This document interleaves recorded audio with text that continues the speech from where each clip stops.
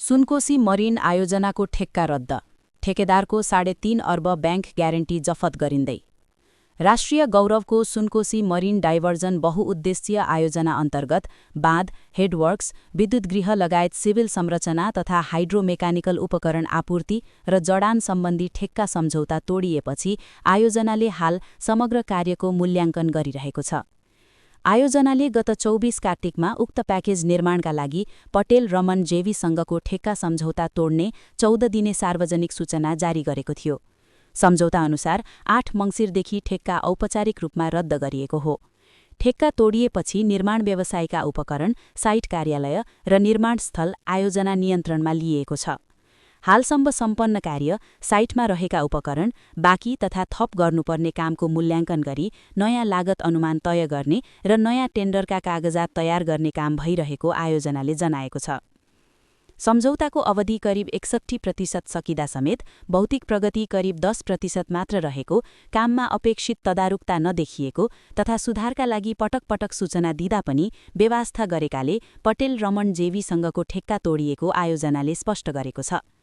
ठेक्का रद्दसँगै आयोजनाले कार्य सम्पादन जमानत बापतको 2 अर्ब 40 करोड रुपैयाँ र अग्रिम भुक्तानी बापतको 1 अर्ब 20 करोड रुपैयाँ गरी कुल 3 अर्ब 60 करोड रुपैयाँ बराबरको ब्याङ्क ग्यारेन्टी जफत गर्ने प्रक्रिया अघि बढाएको छ।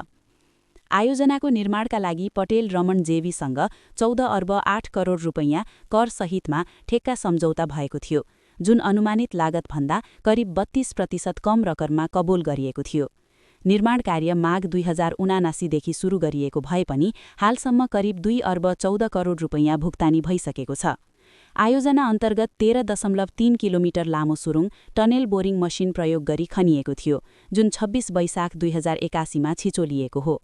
सिन्धुली र रामेछापको सीमास्थित सुनकोशी नदीको पानी बाँध मार्फत सुरुङ हुँदै मरिन नदीमा ल्याएर बागमती सिँचाइ आयोजनामा पुर्याइनेछ।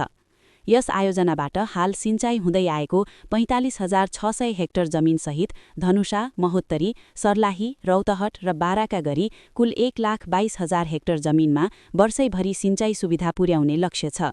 साथै सुनकोशीको पानी मरिन नदीमा पथान्तरण गरी 31 मेगावाट जलविद्युत उत्पादन गरिनेछ।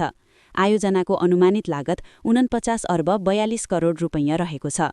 यसैबीच आयोजना निर्माणका क्रममा प्रयोग गरिएको विद्युतको महसुल नतिरेपछि पटेल रमन जेवीको विद्युत लाइन काटिएको छ। नेपाल विद्युत प्राधिकरण रामेछाप वितरण केन्द्रका अनुसार निर्माण कम्पनीको नाममा 1 करोड 11 लाख रुपैयाँ बक्यौता रहेकाले पटक पटक ताकेता गर्दा पनि रकम नतिरेपछि लाइन काटिएको हो।